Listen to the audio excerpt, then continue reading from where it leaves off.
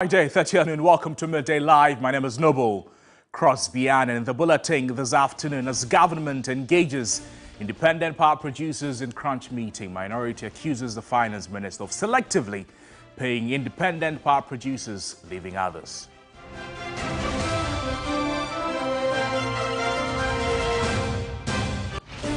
In business news, Ghana National Chamber of Commerce and Industry calls on government to scrap the COVID-19 levy ahead of the mid-year budget review.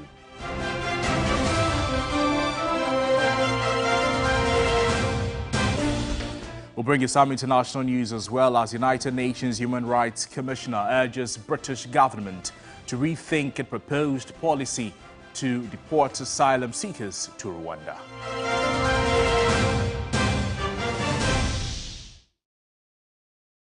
You're welcome to the program. We're live on all our social media platforms at TV3 Ghana, live 2 on DSTV, channel 279. Let's start off the afternoon with this. The Ministry of Finance is in a crunch meeting with the independent power producers to find a solution to the threat by the IPPs not to supply power from July 1.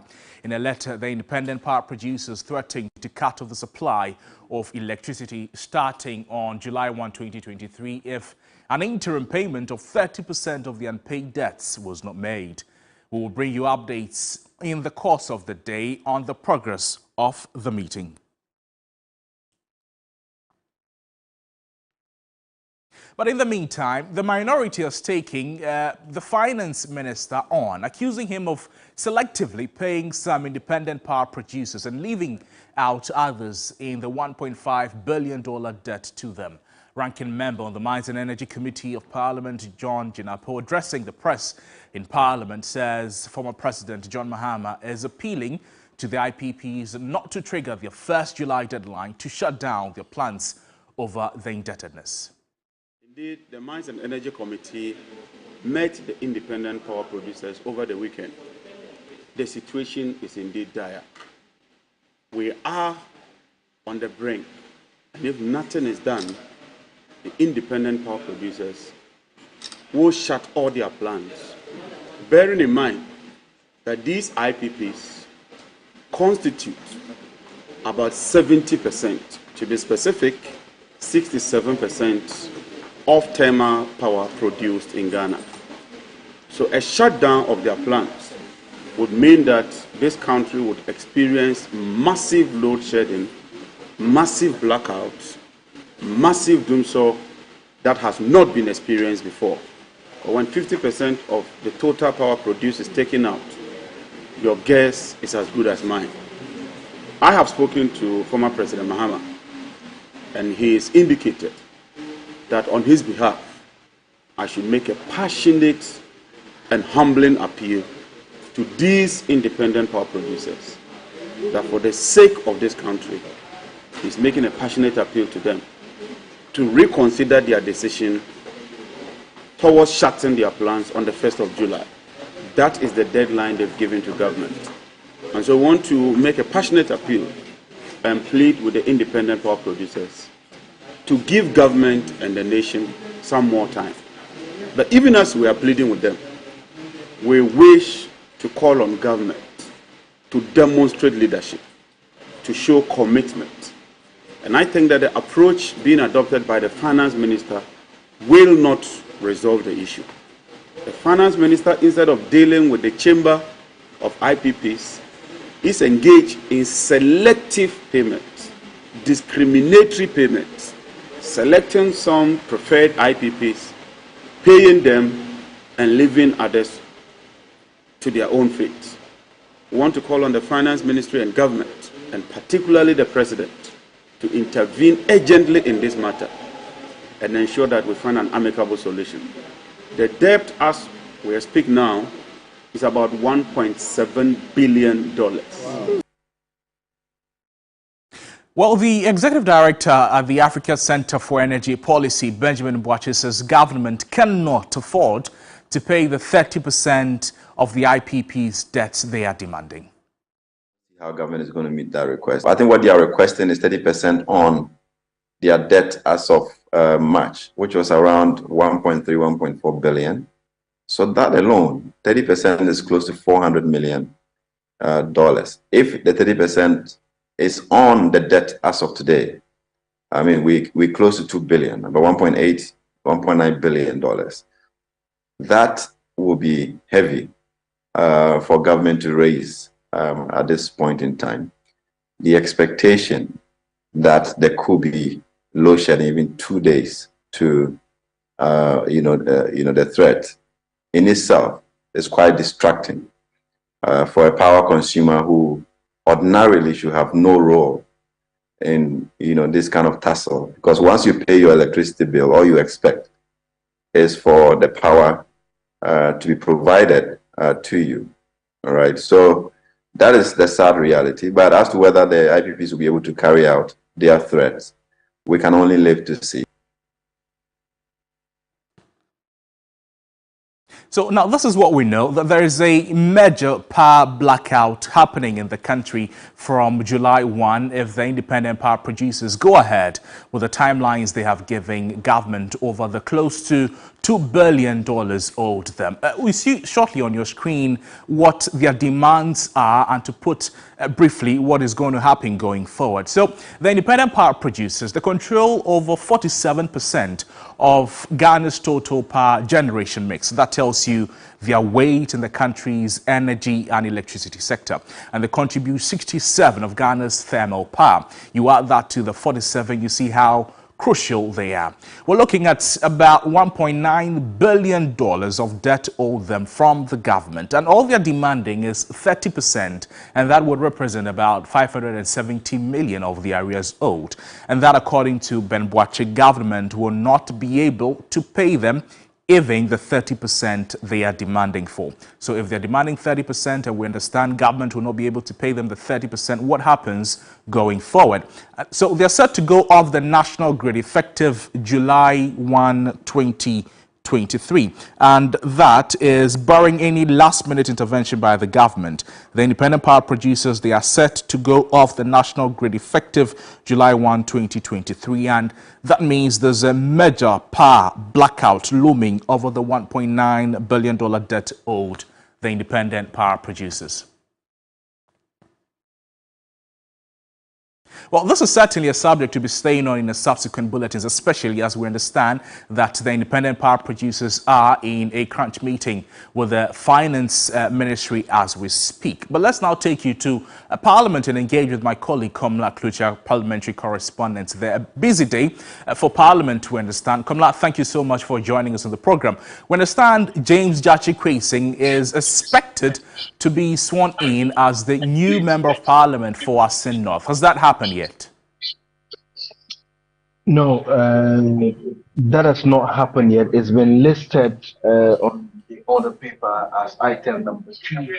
But as I speak with you, the Speaker himself is not in the chamber. The First Deputy Speaker, Joseph Osei, is the one chairing. The NDC MPs, as usual, have come to the chamber dressed in a white apron, expecting that James Gyakye Quayson would be sworn in. I have actually not seen James Gyakye Quayson himself in the chamber today, but I do understand that from some MPs that he was in the presence of the House today, even though he's not entered into the chamber door.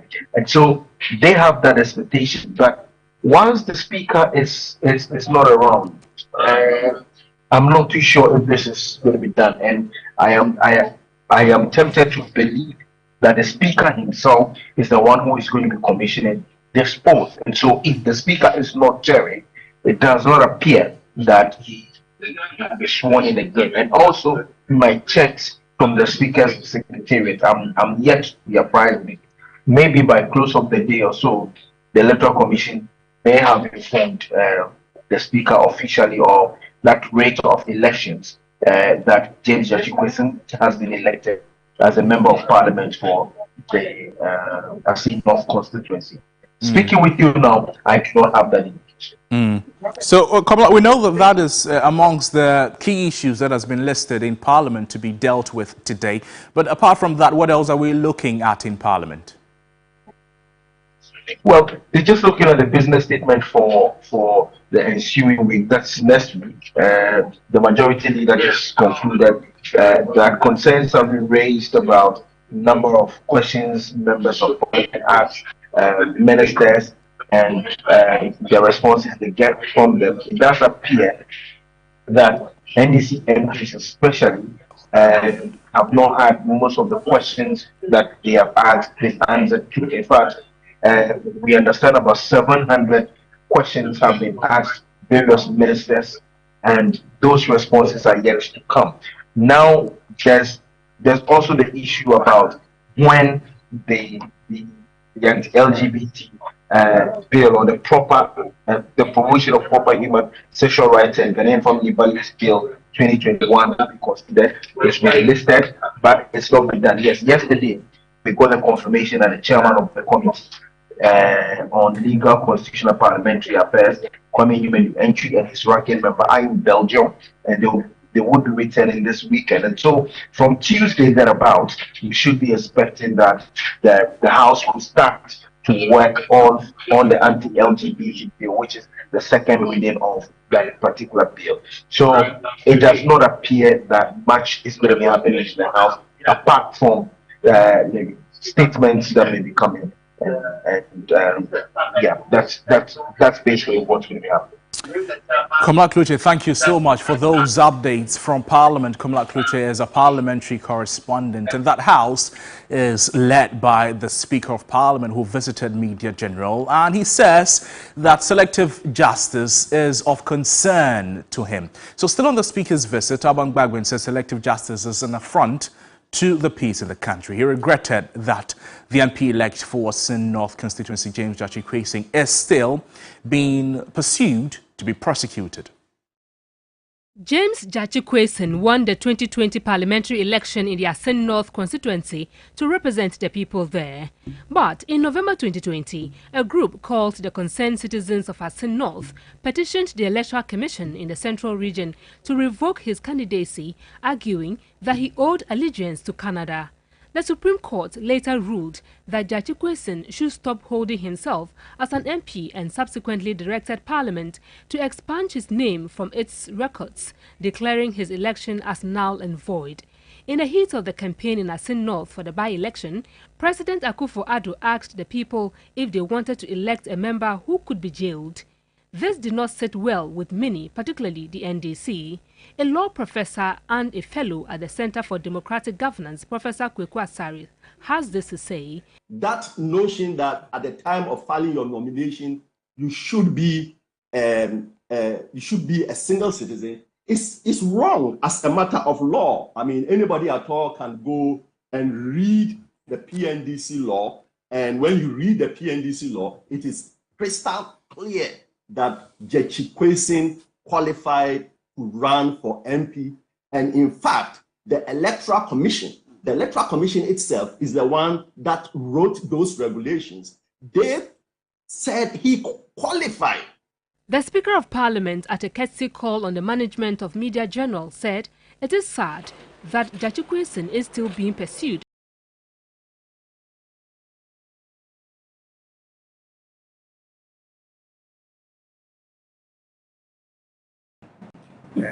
To start his work, in spite of the fact that the same thing I complain about is still happening. They are chasing after him and trying to prosecute him, even though we know that even in that respect that they are talking about, there are many more of us who have the same thing, but they are not being prosecuted.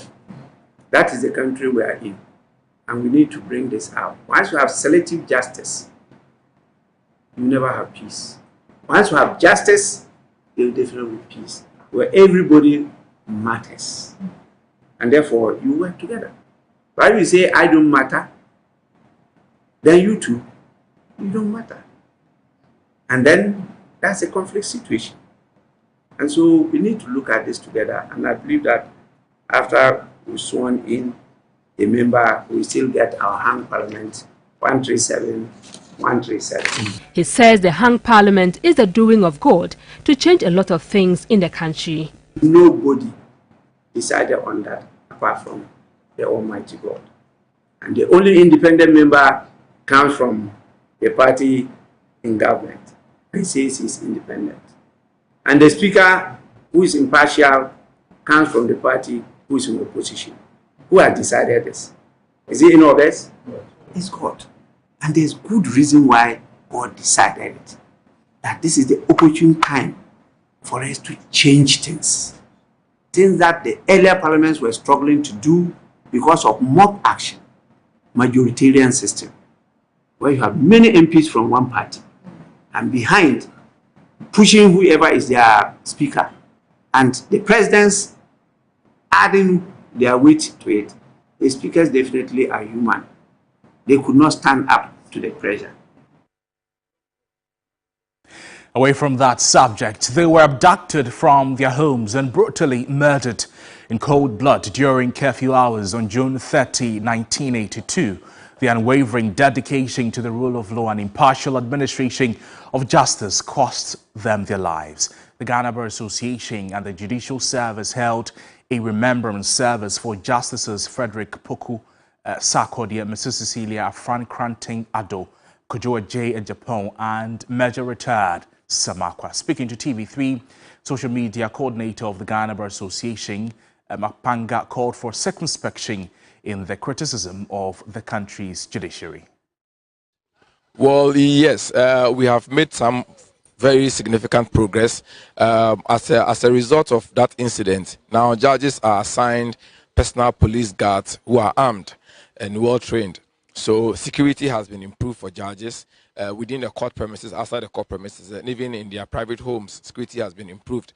The welfare of judges, to an extent, has also been improved, so that we would not have the repetition of that. More importantly, our court system has also improved to the extent that court systems are more open to the general public. The opportunity for an appeal where you are not satisfied with the results or the outcome of a particular determination also means that you don't need to take the law into your own hands to repeat what happened previously. And so there's been some improvement. And don't forget that this incident occurred during the time when we're not in the democratic era. Today we're in a democratic era. There are rules and regulations that govern our conduct. The Constitution guarantees certain rights and obligations.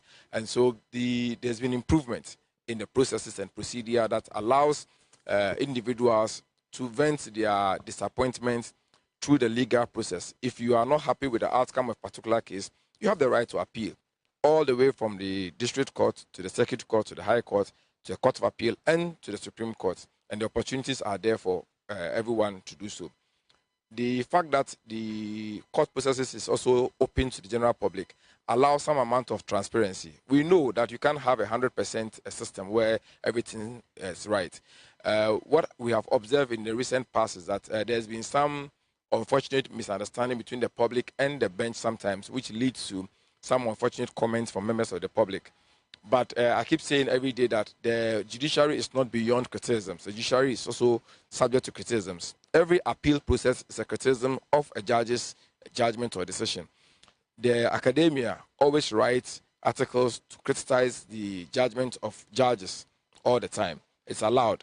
But we must do so within the remit of the law. We must do so without denigrating the court. Well, at the 41st anniversary celebration of the slain judges, we understand the President as well as the Chief Justice Gertrude Torkornoo were there. Christian Yali was also there, is joining us for some updates on the event. Chris, thank you so much for joining us. Tell us more about this remembrance service. Now, the essential message that has been propagated here is the fact that these three slain judges were killed or murdered in cold blood due to no fault of theirs. All they did was to uphold the rule of law and defend the country in their own regard. Various speeches have been delivered here, and the essence of this remembrance service is to, sort of mourn with the bereaved family and also remind the entire nation that what happened some 41 years ago must not be repeated. A high-powered delegation has been here from the presidency, the president himself, the Chief Justice, justices of the Court of Appeal, justices of the High Court, you know, and justices of the Supreme Court have all been here. Amongst others, there are members from the bereaved families, from justices, the late justices, Poku Sarkodie, Cecilia Granting Ado, and also Kwabena Kojo Ajepong, who are here to observe this remarkable day and also remind the nation that there must always be a need for the country as a whole to uphold what is right.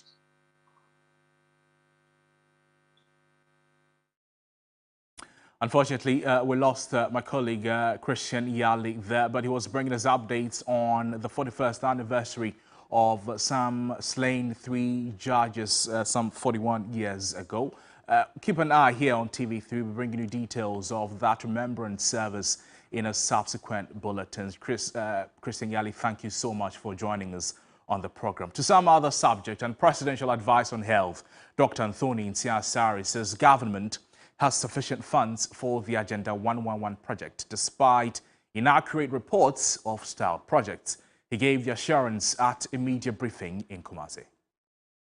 President Akufo-Addo in August 2021 cut short for the commencement of work on the Agenda 111 hospital project at Trede in the Ashanti region. For 2 years, the project is ongoing as construction continues on other sites nationwide, and the minority in parliament has questioned the project completion. So there's no site which has abandoned. The sites that are not being working are sites which have either topographical issue, land size issue, or we didn't have land. We don't abandon sites. We don't abandon projects. We continue doing the projects as it is. Dr. Anthony Nsiah-Asare also gave an assurance that all the projects will be completed before the end of tenure of the current administration. All what has started, that is the vision and the aim of His Excellency the President, to commission them before the midnight of 6th of January 2025. All those that we have started. And if you go to wherever the size projects are, where we have gone to, the chiefs and the people know what is happening there. So it's no amount of propaganda will stop Agenda 111 from going on. The $100 million project includes 101 district hospitals, 6 regional hospitals in the newly created regions, 2 specialized hospitals in the middle and northern belt, a regional hospital in the western region, and the renovation of the Fiankwanta Regional Hospital.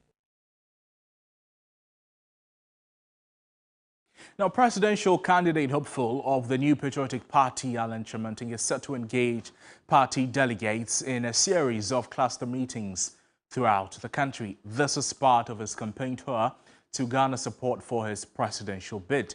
A press release issued by Yaw Bobby Asamoah, press secretary to Alan Kyerematen, announcing the tour said the cluster delegates meeting will see the presidential hopeful engaging with over 200,000 NPP delegates. The former Trade and Industry Minister will engage delegates of the party to detail his Great Transformational Plan, GTP, ahead of the party's November 4, 2023 presidential primaries. The cluster constituency delegates meetings will also showcase Kyerematen's commitment to sharing ideas with the people and working together with them for victory in the November primaries and the national elections in 2024.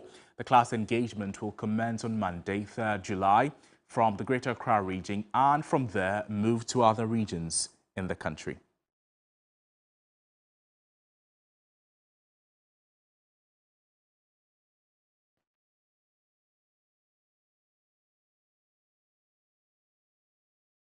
Well, away from politics, let's take you to the northern part of the country, where unfortunately one person is reportedly battling for his life after he sustained a gunshot wound following renewed chieftaincy dispute over who becomes the Kokomba chief of Lugni in the Nanumba South district of the northern region. Christopher Mwako is joining us for some more details on this unfortunate development. Chris, thank you for your time with us on the program.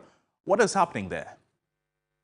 Yes, so currently the Kokomba faction in the Lungi community area today picked arms against each other because they needed to get a leader, that is the chief of the Kokomba faction in the Lungi community. Yesterday, they were in Bimbila at the palace of the paramount chief of the Nanung traditional area, where one of them was selected and the other faction did not agree to the selection that was done. So when they got back home, there was this misunderstanding. And this morning, unfortunately, they picked up arms against each other. And as we speak, one person is battling for his life.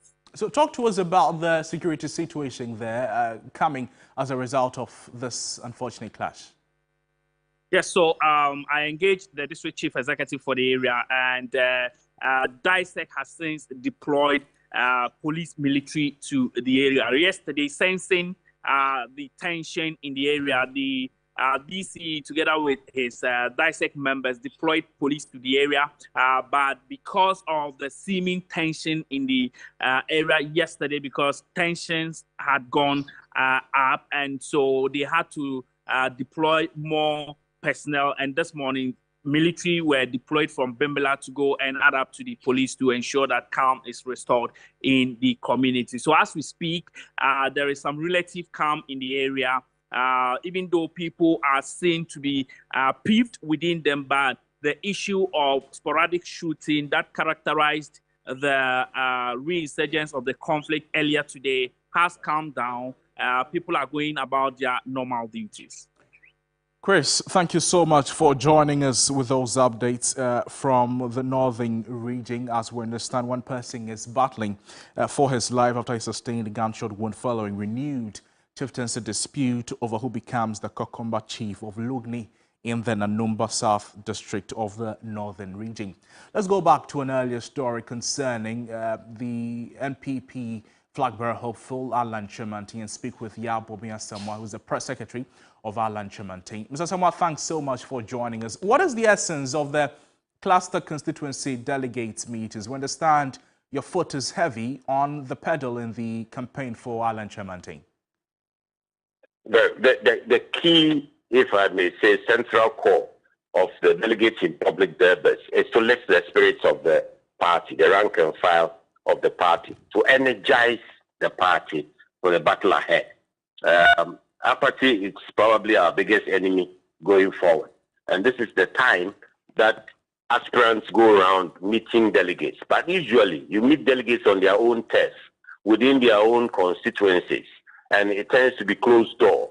Mr. Kyerematen thinks that will just extend the status quo and will not change anything by way of the party's own psyche at this time. He wants to impact that psyche. He wants the party to go into a partnership for power of the people of Ghana. And he thinks it should start now. So bring them together in constituencies visible to the entire world. 2, 3, 4 constituencies together is a statement that shows that the MPP is out there mobilizing and we are ready. It will lift the spirits of the people, it will energize the rank and file, and it will enable those constituencies to share best practices. This is what we are aiming at. So, thanks for those updates, but I would like to pick your thoughts on this before you take leave of us on what happened in the Asin North constituency when Alan Kyerematen was addressing the crowd as another aspirant of the NPP, Dr. Bawumia, walked into the premises when they said the national organizer of the party has apologized to that effect. But what's your take on all that is happening? What is happening? So what I'm asking is, if you like, the miscommunication from the camp of Dr. Bawumia as well as the organizers of the Asin North rally in the NPP and Alan Kyerematen as Dr. Bawumia walked onto, the platform, the venue when Alan Kyerematen was still speaking. Well, I hear the national organizer has apologized, and it's acceptable if he has apologized, because what happened was not acceptable. In any event, it's a family, it's one party. And the important thing is that the organization, the national organization, must realize that they are a center of rallying everybody, and that giving fair opportunity to everybody to present themselves is what will give you your best candidate. Any perception that actions are favoring one or the other candidate will lead to a situation where there will be loss of trust in the ability of the national executive to manage the process. In that case, you don't get the benefit of the entire party behind you. the best way of running any competitive situation is to have clear, transparent, free and fair rules. And the organization, the national organization, is in charge of that process. Let everybody come forward and meet the people on their own strength. Don't try any shenanigans to try and show that somebody is better than another or somebody is above another. Even if that was not your intent, actions that fuel that kind of perception reduces respect for the entire process.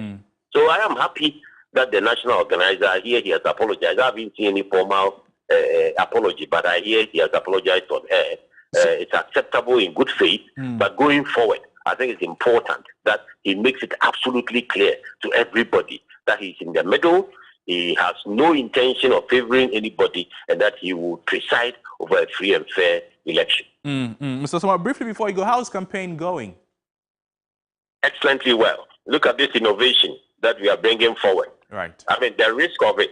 There are others who say, oh, it's not right. You should go where delegates are expecting you and engage and all that. But again, the innovation and the risk associated with that innovation. Innovation being that in these times, when the party spirits need lifting, in these times when some dynamism must be reinfused into the party, it's important that you take a risk on behalf of everybody. And that is why we are going to the huge logistical operation of putting together between 6,000 to 12,000 people a day within any particular area of cluster in order to speak to them and get them to accept that the NPP must rise above its current situation, rebuild, restore faith. Bobia Samoa is the press secretary of the Alanche Maintain campaign. This is Midday Live. My name is Noble Crosby, and we're going for a break. We're back with more stories. Stay with us.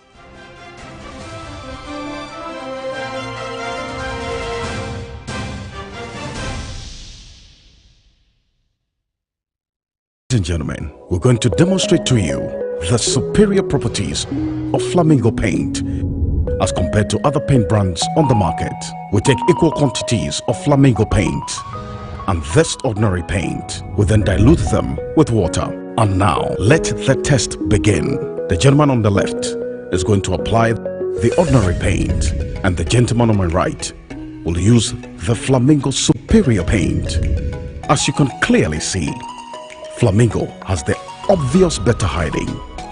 Furthermore, Flamingo has painted a much larger area. You know, one bucket of Flamingo paint is equal to several buckets of any other paint brand on the market. Flamingo paint is made with superior formulation to give superior durability, superior hiding, superior coverage. Flamingo paint, simply superior. Pepsodent is aware that globally, 1 in 2 children suffer from cavities. That's why by giving her Pepsodent, you're not only protecting her teeth, but also helping her grow up and thrive at every stage of her life with a healthy and confident smile, so she can succeed and achieve all of her dreams. Because every smile matters. Africa is the cradle of civilization, where leaders of men, kings and queens helped build and shape the world we know today. Since the beginning of time, money and goods have moved freely across this great continent until they were interrupted by borders, arbitrary and man-made. Thanks to hard-fought freedoms, digital advancement and human ingenuity, a new day is dawning where money and goods can once again move across these vast lands unencumbered, opening Africa up to movement, progress, and opportunity. Don't let borders limit you. Transfer and receive money quickly, easily, affordably. ZPay, building a borderless Africa.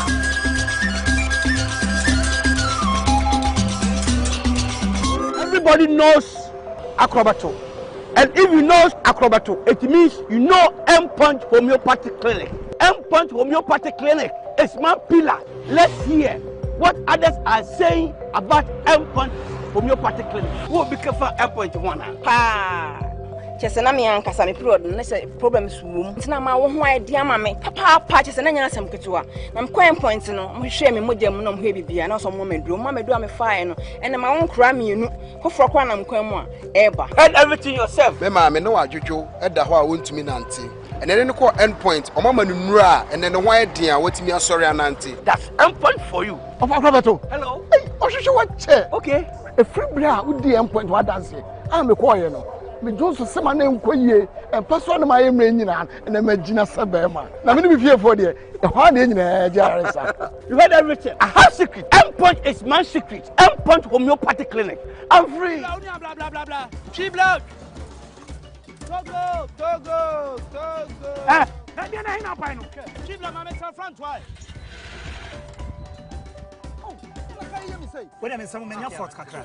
Mon fan cheme. She blood. Okay, yam so. Tiboni am fan to bata. Me pa me ba why? Anya me ya munya botre. No check you no. Ma to bi wa ya no ho anopa filling station na top wall. Ade na di. Ade na di. Ayo na yo fisa no. Ti aso. Now we are not so managed to be media ni kwenim klaso sa mechanic run smooth. Wait, and I'm the good mechanic. Speed made synthetic engine oil. Speed made fully synthetic engine oil. Sagum. About engine oil, papa dia. And one is speed made synthetic engine oil. A 100% virgin oil. A cow high performance. We need we see any problem here. Dunia afa.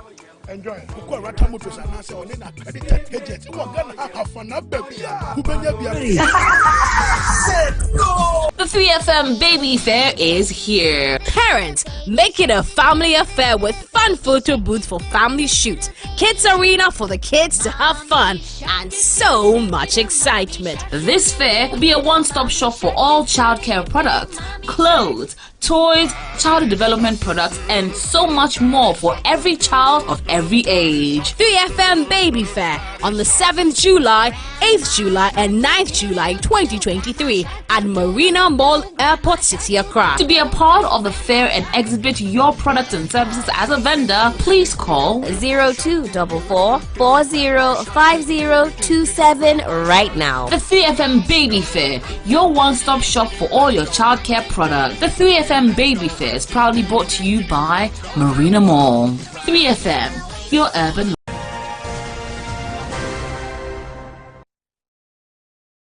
Welcome back to the broadcast. Business News is up next. Manu Afol is taking us away. Manu, over to you. Thank you, Cosby. Welcome to the business segment again with me, Manu Afol. We'll start off with the Ghana National Chamber of Commerce and Industry, which is pressing on government to scrap the COVID-19 levy during the mid-year budget review.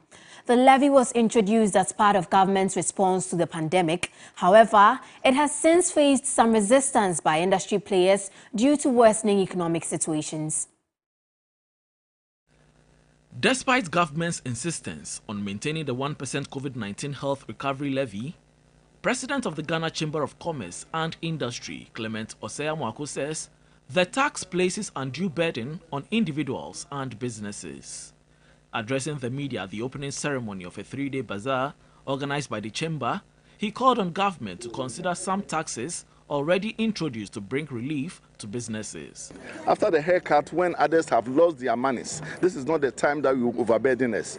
And mind you, we are not in a closed economy. We are in a competitive environment. So as long as we are overburdened with tax and other things, people will have to find a way of making their business survive. And as a businessman, if you have gone for a loan, and there is a high cost of credit too, that you go for a loan for X amount and not able to break even and you are making losses, then they will take a decision. And I don't think that those decisions that they want to take is good. Speaking at the Chamber Bazaar, Deputy Chief Commercial Officer at the Ministry of Trade and Industry, Benjamin Esiam, urged businesses to take advantage of the African Continental Free Trade Agreement. Under the AFTA Guided Trade Program, 8 countries, including Ghana, have agreed to kickstart trading with active trade facilitation by the various ministries of trade and commerce. I would kindly suggest that you explore the opportunities to participate in any of such future expeditions. The Chamber Bazaar is on the theme, harnessing business potentials through trade fair and exhibition. More business stories. German ambassador to Ghana, Daniel Kroll, has called on the government to live up to its side of the IMF deal to ensure the country's economy recovers soon. He added that there ought to be key reforms in major sectors of the economy to improve the country's revenue position, among others. The ambassador was speaking during the WIDU Awards Ghana. We expect that Ghana is living up to its commitments they gave to the IMF before the IMF agreed to support Ghana with the 3 billion package. And of course this includes the side of expenditures, and we all know it's about energy and it's about the cocoa sector and it's about the revenue side, and we all know that Ghana has a very, very low tax to GDP ratio, and the government committed itself to work on this in due course. So with this, we hope that Ghana will find its way back on the path to economic growth and recovery. And there are some very small positive signs. Now to a special Friday feature. After witnessing 5 years of transportation challenges in the northern part of Ghana, Valerie decided to make an impact in her community. In an attempt to resolve the mobility needs of her people, she took advantage of a commercial opportunity by designing an e-mobility device, locally made electronic bicycles to mainly support women entrepreneurs in the north. Nanekia Mensa Abrampa tells us more. So here in the Central Business District, rush hour always triples travel time. Hence, two wheels are coming in more handy. It is a common sight in the Western world with its contribution to the green economy, and it's gradually entering the Ghanaian market. But how ready are businesses and individuals for the e-evolution? Let's find out. Talk about passion, turn business, and that is the story of Valerie Labi. And spent a lot of time at a community level working with different households, entrepreneurs, business people, market women, and everyone kept coming up with the same issue, that transport was expensive, fuel prices kept rising, it wasn't reliable, and they didn't have something that really suited their micro-mobility needs. So that kind of triggered something in me to start looking at what are the opportunities to look at mobility differently. The story has moved from the north to the epicenter of business, Accra, after the first local invention. Together with her team in 2020, she has seen an evolution from their very first design. And this is like our first ever attempt at this domestic journey. So this is like a converted mountain bike. So this was to allow us to understand what we could do initially domestically, what we had to develop over time, and then also just have a general understanding of what was also available in the market. So this bike was something we bought domestically in the market, and then we sourced out the battery and motor components, and then we were able to run some tests on them. For Valerie, the dream is not to only accelerate climate-friendly mobility solutions, but also create employment opportunities for individuals. We have a backlog of delivery riders who want to join us. And the important thing for us has been two things. When you're talking about affordability, we've made sure that we break down the payments into weekly payments. So you actually subscribe to own over 18 or 24 months. So that's how we've tried to make it affordable. The second thing for us is we don't just give you the bike. We give you the bike with jobs, delivery jobs. So that means that you earn an income and you can pay off the bike from that. Isaac Nunu has been in the delivery business for the past 2 years. He says the e-bike has enabled him save a colossal amount. While most individuals can acquire an e-bike at $2,000, he currently is enjoying his machine on a higher purchase. I'm paying 300 cedis per week for the next 2 years. A week I get about 1,000, 2,500 in a week. I give them their 300. The 1,000 I take it from my house for my family. For the Mobility Group, contributing to find solutions to Ghana's transport challenges whilst advocating for environmental conservation to address issues of climate change remain a priority. Now, that's how we wrap up the business segment here on Midday Live. My name is Menu Afo. Do stay with us. We'll bring you more news after the break.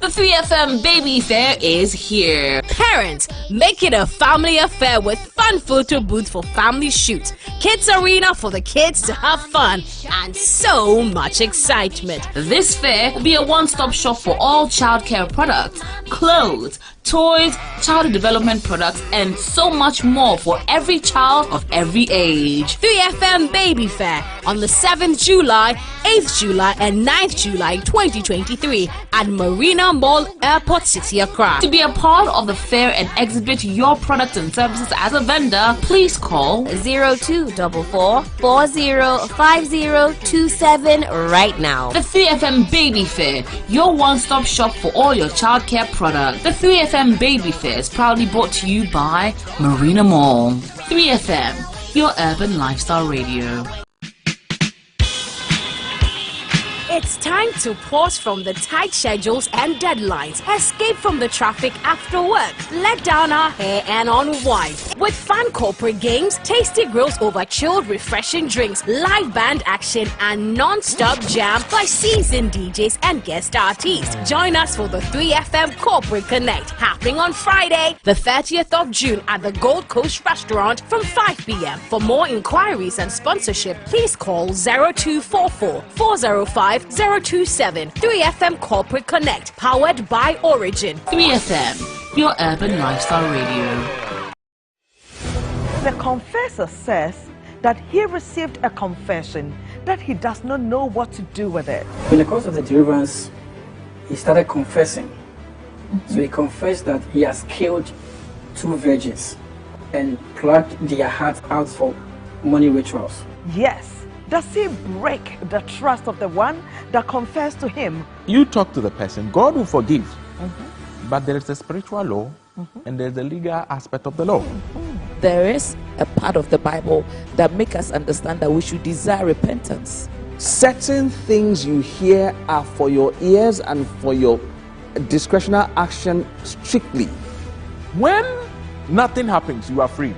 Yes. But if this person gets an issue and says, I told Miss Nancy, you become an accomplice. Confessions shows on Saturdays at 9:30 p.m. on TV3. Brought to you by MTN. This Friday on Efiera. Me anka me se men wododo. Me wo 10. Nka region bia de baako. Ana o mampani foforo ba yan se regions no wa betrem akọ 16 na so no. Me more regions ni bia broda. It is me the 6 na kan ka ho na den. 12 would decline or hold that I want to so 13. Councillor, oko hen kwada 12 na. Obi nkyere o se me bani. Etire kala nantuo. Na so no ne ba no de. Oko hwa kwara no a. Diti. Pese ne bititie. Ono de obeka se abian akopem. Wallas, Yaba Town. Top coat, Udim Pepe. Method, malaria game changer, no. Raffle Coast, a chance to win big. Kidney syrup, Mama Freddy tea. Efiera, this and every Friday at 8:30 p.m. on TV3. This weekend, it's a double dose of Perfect Match Extra. So have you seen me talking to her? You know, the way you approach me in this issue This Saturday at 8 p.m., we take the time to digest issues and developments that have caused the buzz on your screens. Is it about the body or... Bro, you're not married to her, relax. So I was happy when I saw the new guy. It's going to be a full house with seasoned patrons and panelists, as well as our beloved evictees. And on Sunday at 8 p.m., we bring you the grand reunion and final eviction for our top 5 couples in the Perfect Match Extra house. Which couple makes it to the finals? Remember that you have the power to vote your favorite couple to the final stage of the competition. Keep voting to keep your favorite couple in the house for the final lap on Perfect Match Extra. It's the double drama pack weekend on Perfect Match Extra. live on TV3. Suspense, entertainment, reality. Perfect Match Extra is sponsored by Close-Up Complete Fresh Protection for your important oral care needs. Geisha Moringa and Geisha Black Soap for soft and glowing skin. Frutelli Calipo, Forever Clear. Beauty by Cava. Darling Lemon Drink. Flora Tissue. And Napa Foods. Say Napa. Enye Ono Soko. Heaven Black Insecticide Spray and Coil. Heaven Dear Bakope. Top Choco. Ebony Condoms. Gino Tomato Mix. Supported by Bell Ice, Capfam, Empire Kitchens, Drugnet, Malcolm, Where Ghana Shops. Blue Jeans Energy Drink.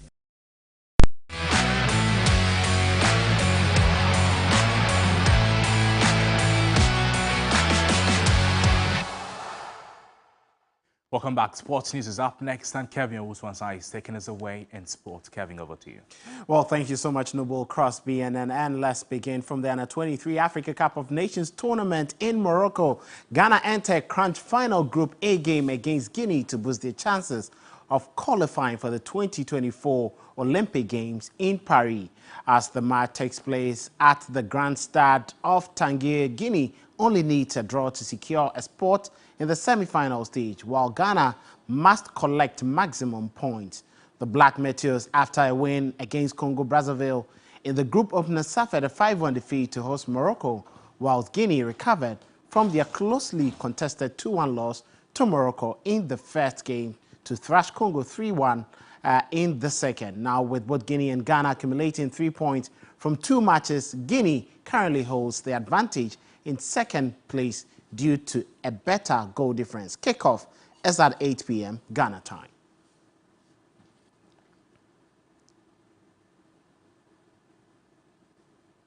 Now staying with the Black Meteors, and head coach Ibrahim Tanko has expressed optimism as Ghana plays Guinea this evening. He's confident that his team will progress.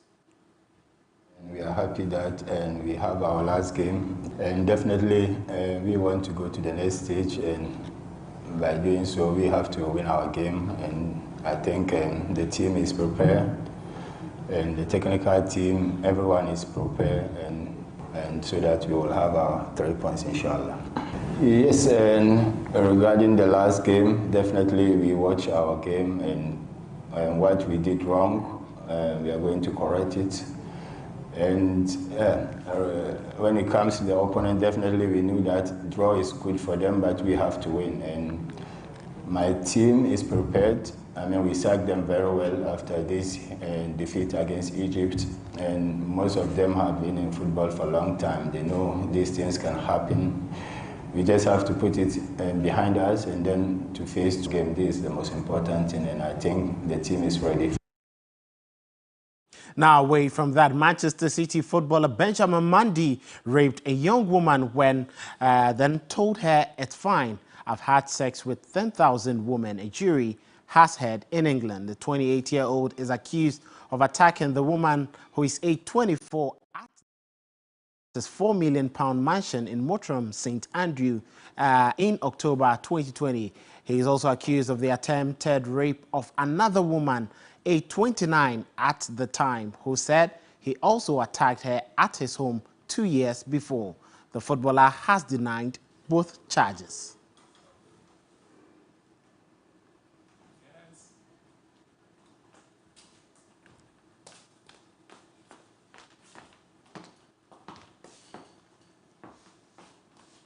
Well, that'll be all for sports this afternoon. My name is Kelvin Owusu-Ansah. There is more sports news on 3news.com. But don't forget to wish the Black Meteors a very good luck this evening. Well, Crosby, that's it. We just hope we get the victory to progress. Well, our fingers are crossed, but what are our chances, really? Well, it's very tiny. We need nothing short of a victory. Can we? We can. It's possible. Thank you. Kevin Owusu-Ansah brought us sports. Up next is entertainment news.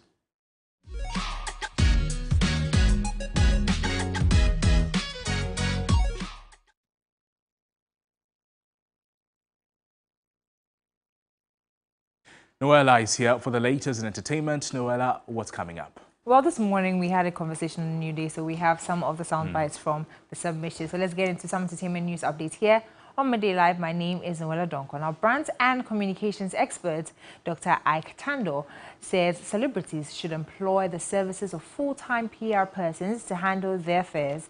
Now, reacting to the Sarkodie and Yvonne Nelson Braha on New Day this morning, he believes the situation could have had a negative impact on their personal brands and careers if not properly managed. Everybody in PR or in comms or in marketing would realize how difficult it is to build a brand to the level of SAC, to build a brand to the level of Yvonne Nelson. But my advice is, and my pain is to see these two young people who have gone through the mill, sacrificed to build a brand to that level, and they allowing this narrative to destroy their brand. It hurts me as a brand person.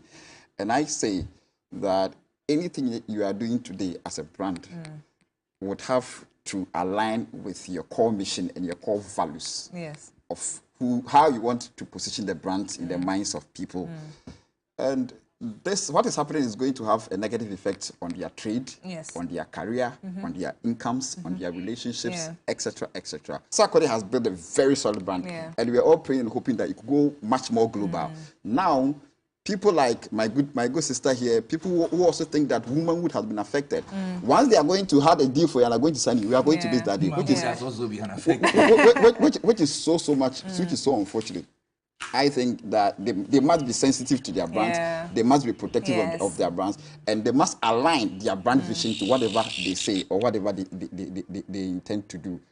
And I think they still have an opportunity to make sure that they can revive their brands by adopting very sound PR strategy. And I just want to also advise that there are so many professionals in there, and people were debating that creatives are not making that much to hire a full-time PR person, a full-time brands person. Yes, I understand. If you cannot hire, get consultants, get people you can go to. Definitely. I wish that if probably Yvonne has spoken to somebody, if Sarkodie has spoken to somebody before coming into what they are doing, I think the narrative would have been different. Brands management is so important, it's so crucial to the two of them. Well, still on the Sarkodie and Yvonne Nelson issue, entertainment analyst and music producer Wei Oting also believes Sarkodie's response to Yvonne Nelson was a bit too harsh. Now, according to him, he would have advised the rapper to approach the situation differently and see it as an opportunity to educate the youth to be more responsible. But unfortunately for me, SAC gave a response that, in my opinion, shouldn't have. It was so wrong. So wrong. So if I was part of SAC's team, the advice I'll give him is, Joe, this is the situation. Now, it's an avenue for us to even blow, make some money, get some ambassadorial deals. So let's move out there. Let's issue a statement that, yes, I was young. This happened. I was so vibrant. I mean, I was into the world and everything was beautiful because I had gotten to a point where in my life I never dreamt of being. So everything was fun for me. And this happened. So guys, I will entreat the youth today. Can we protect ourselves when we do this? Can we take responsibility if, we can. And even if we have to run away because we are not in the position and something has to go wrong, let's own up, let's man up. And pamper people, not to pamper us in spoil, but kind of like make people feel that we are deeply sorry. Well, that's it for the entertainment news segment here on Midday Live. My name is Noella Donko. Up next is international news.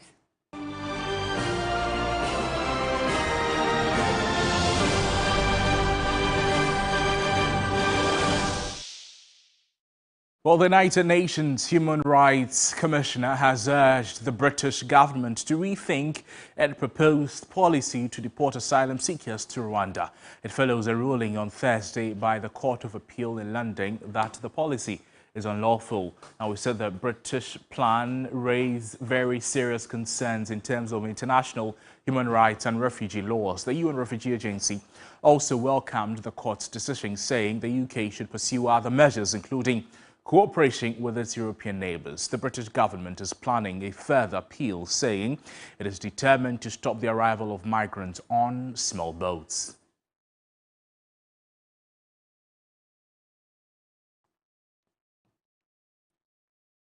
That's our package for you this afternoon, but there's always more news on our website, 3news.com. My name is Noble Crosby.